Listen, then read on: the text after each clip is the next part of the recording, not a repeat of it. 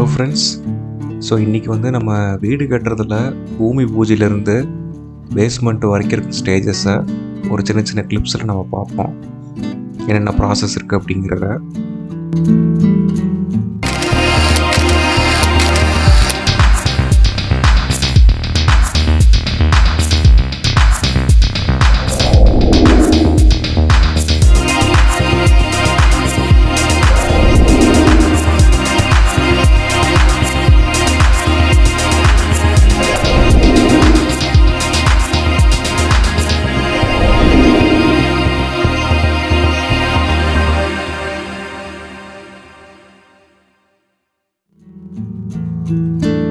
Okay, first பூமி பூஜை start பண்ணியாச்சு.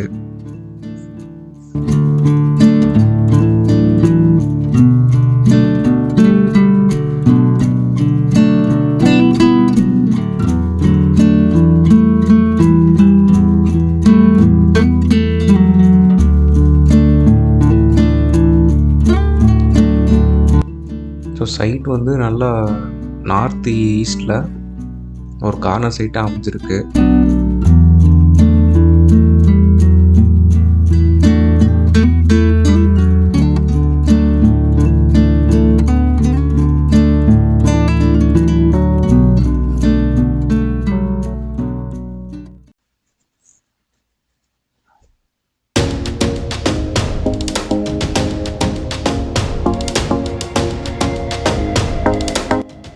ஸோ நெக்ஸ்ட் வந்து பார்த்திங்கன்னா டெம்பரரி கனெக்ஷன் எடுக்கணும்.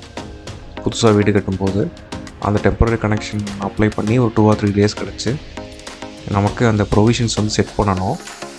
ஸோ அந்த ப்ரொவிஷன்லாம் செட் பண்ணால் தான் அவங்க வந்து அதுக்கப்புறம் கனெக்ட் பண்ணி விட்டு போயிடுவாங்க. அந்த மெயின் ஒயர்லேருந்து நம்ம செட் பண்ண அந்த ப்ரொவிஷனுக்கும் கனெக்ஷன் கொடுத்துட்டு போயிடுவாங்க. ஸோ அதான் நம்ம ஃபஸ்ட்டு பண்ண வேண்டிய டெம்பரரி கனெக்ஷன்.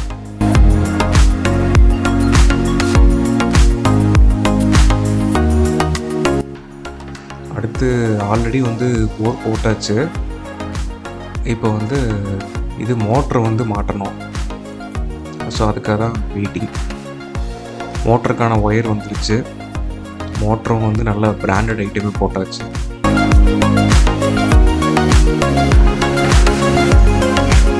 ஸோ நெக்ஸ்ட் வந்து பார்த்திங்கன்னா திங்ஸ் வைக்கிறக்கும் வேலையாட்கள் ஸ்டே பண்ணுறக்கும் சின்ன ஒரு டென்ட் மாதிரி செட் பண்ணியாச்சு.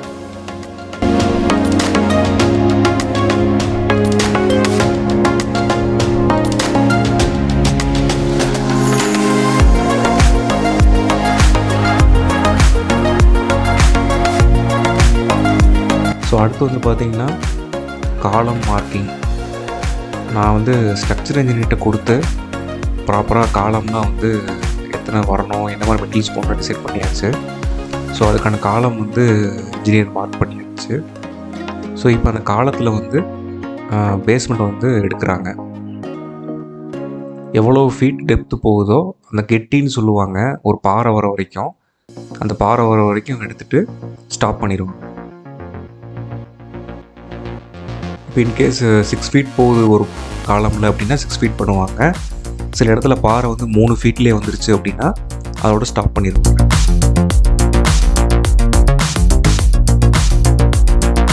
ஸோ இப்போ பார்த்திங்கன்னா இந்த பாறை கிட்டத்தட்ட வந்துருச்சு. இது அரௌண்ட் ஒரு 3 to 4 feet இருக்கும்.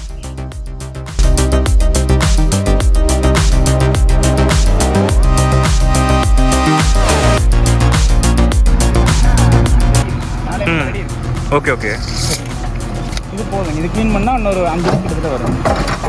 அது வந்து க்ளீன் பண்ணும்போது 6.5 அடி கிட்டத்தட்ட வரும். ஓகே ஓகே, 6.5 வரும். ஸோ ஒவ்வொரு குழிக்கும் சேஞ்சஸ் இருக்கும். ஸோ அந்த இடத்துல பாறை வரதை பொறுத்து ஹாட் ஸ்டேட்டாக என்ன வருதோ அதை பொறுத்து வந்து உங்களுக்கு ஒவ்வொரு குழியும் சேஞ்ச் ஆகும். அது 6 அடி போயிருக்கு, மற்றது ஏன் போகலைன்னா இதுதான். Okay okay okay.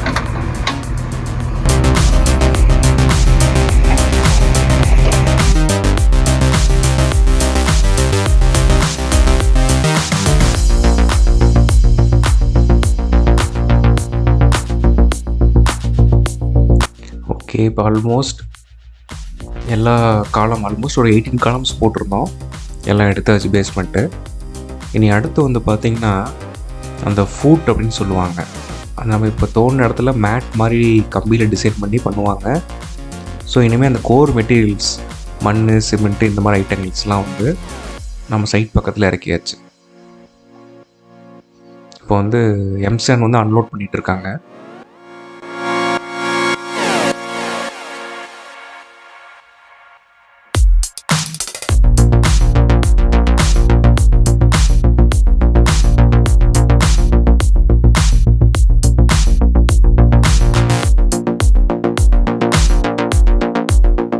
ஸோ இதுதான் வந்து இந்த பேஸ் போடுவாங்க.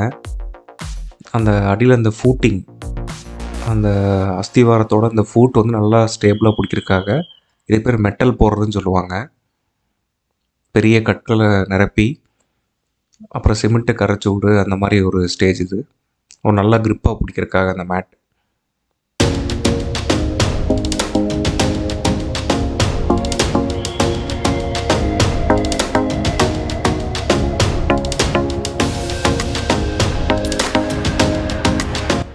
ஓகே, இப்படி தான் வந்து இந்த மெட்டல் போடுறதுன்னு சொல்லுவாங்க.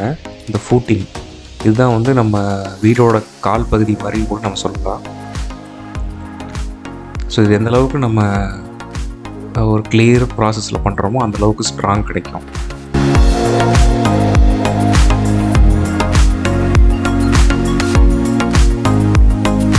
ஸோ இப்போ வந்து அந்த காலமோட சைஸ், இது வந்து ஃபூட்டு பெருசாக இருக்கிறது, அந்த மார்க் பண்ணியிருக்கிறது தான் வந்து இந்த காலமோட சைஸ். இந்த அளவுக்கு தான் அந்த காலம்.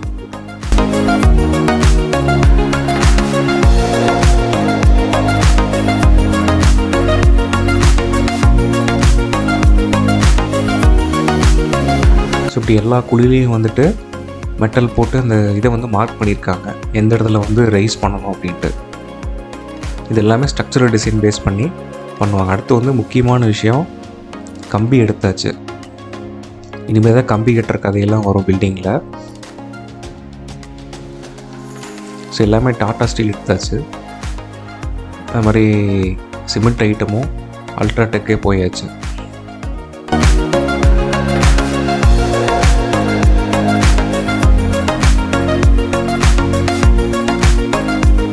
ஓகே, ஸோ இவங்க தான் வந்து பில்டிங் கட்டுறதுல செகண்ட் டீம் சொல்லலாம்.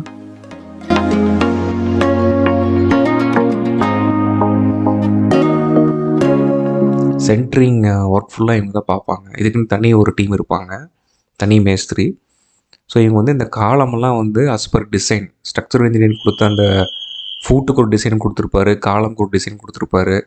அதை பேஸ் பண்ணி இந்த சைஸில் தான் கம்பி வரணும் அப்படின்னு மென்ஷன் பண்ணி கொடுத்துருப்பாரு. இத்தனை டன் வேணும்னு மென்ஷன் பண்ணியிருப்பார். ஸோ இது எல்லாத்தையும் நம்ம எடுத்துகிட்டு அவங்க வந்து இப்போ அந்த கம்பி கட்டுறதை வந்து ஸ்டார்ட் பண்ணிடுவாங்க. ஸோ இந்த டயக்ராம் படி தான் வந்து நம்ம எவ்ரி இன்ச் எல்லாமே வந்து நம்ம டிசைன் பண்ணணும்.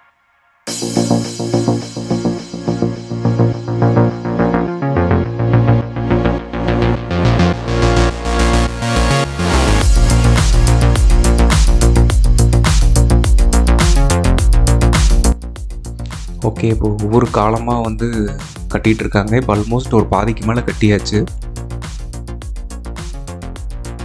இதுதான் அந்த மேட் அப்படின்னு சொல்லுவாங்க, அந்த பேஸ். இதை தான் வந்து அந்த ஒவ்வொரு காலம்லேயும் ஃபஸ்ட்டு பதிச்சிருவாங்க. இதுக்கு மேலே தான் வந்து அந்த காங்க்ரீட் போட்டு நிரப்பிட்டு அந்த கம்பியை வந்து நிறுத்துவாங்க, காலம் வந்து ரைஸ் பண்ணுவாங்க. ஸோ இது எல்லாமே ஆஸ் பர் டிசைன் படி அந்த ஒவ்வொரு இதுவுமே வந்து மென்ஷனாக இருக்குது. இப்போ 8 mm 8, 16 16 அந்த மாதிரி.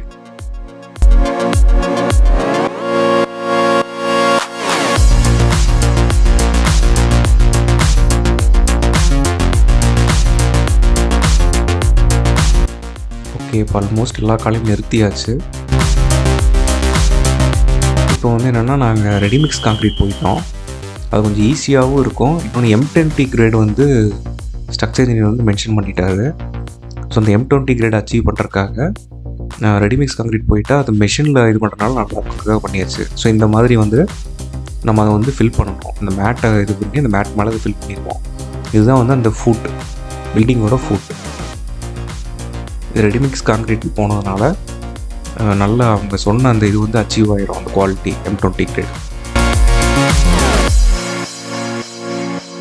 ஸோ இப்போ எல்லா காலமும் வந்து ஃபில் பண்ணியாச்சு. ஸோ அடுத்து வந்து இந்த பாக்ஸஸ் அடிப்பாங்க. இது எதுக்குன்னா அந்த கம்பியில் வந்து எங்கேயும் செதறாமல் ப்ராப்பராக வந்து உள்ளே ஃபில் ஆகணும் அப்படிங்கிறதுக்காக காலம் இந்த பாக்ஸ் அடிக்கிறதுன்னு சொல்லுவாங்க. இனிமேல் வந்து காலம் ரைஸ் பண்ணுவாங்க. இது வந்து இந்த காலத்தோட ஒரு ஃபுட், இந்த சின்ன ஃபுட்டுன்னு சொல்லலாம், இல்லை ஷூன்னு கூட சொல்லுவாங்க. ஸோ இதுக்கு மேலே வந்து அப்படியே கொஞ்சமாக காலத்தை வந்து ரைஸ் பண்ணுவாங்க காங்க்ரீட் போட்டு.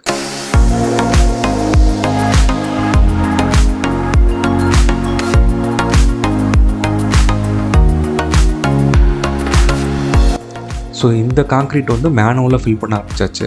அந்த M20 கிரேட் அச்சீவ் பண்ணுறதுக்காக முடிஞ்ச அளவு சிமெண்ட் ரேஷியோ அதெல்லாம் மாறாமல் ஒரு பெஸ்ட்டு ரேஷியோவில் போட்டு பண்ணிகிட்ருக்கோம் M20 கிரேட் வரணுன்றதுக்காக.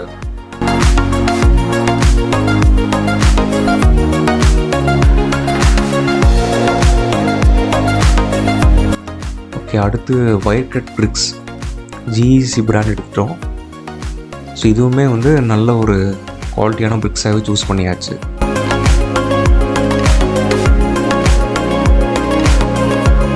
ஓகே, இது வந்து பெல்ட் காங்க்ரீட். ஸோ இது அந்த லோடை வந்து எல்லா காலமுக்கும் ஈக்குவலாக கொண்டு போனோம் அப்படிங்கிறதுக்காக இந்த பெல்ட் காங்க்ரீட் போயாச்சு.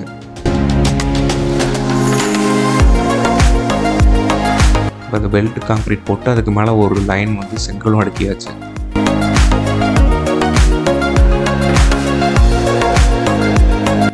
ஸோ இப்போ இந்த பில்டிங்கோட லோடு வந்து சரிசமமாக எல்லா காலத்துக்கும் பிரித்து கொடுக்கப்படும்.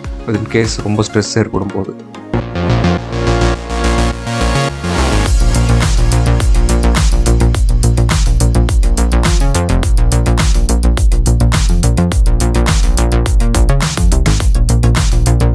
ஸோ இதுக்கு மேலேயும் ஒரு கம்பி வச்சு காங்க்ரீட் போடுறாங்க. அந்த பெல்ட் காங்க்ரீட்டுக்கு இன்னும் கொஞ்சம் ஒரு ஹெவி அந்த ஒரு சப்போர்ட் கிடைக்கணுங்கிறதுக்காக இதெல்லாம் அந்த கம்பி வச்சு கட்டி அதுக்கு மேலே மறுபடியும் இது பண்ணியாச்சு, காங்க்ரீட் போட்டாச்சு.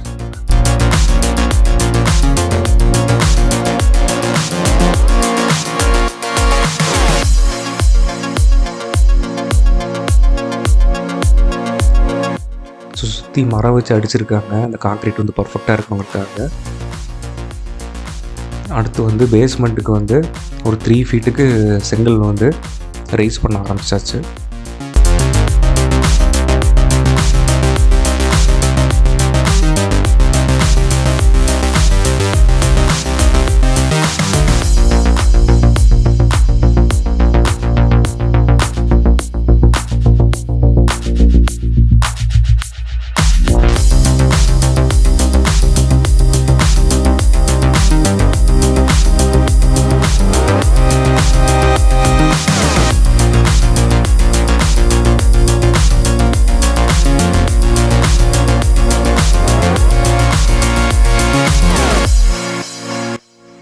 ஸோ இதுவும் முடிஞ்ச அளவுக்கு ஒரு நாளைக்கு 2 தடவை க்யூரிங் பண்ணிகிட்டு இருந்தோம்.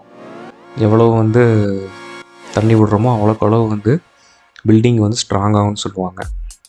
ஸோ இப்போ ஆல்மோஸ்ட் வந்து நமக்கு அந்த ரூம்ஸோட ஒரு அவுட்டர் ஸ்ட்ரக்சர் கிடச்சிரும்.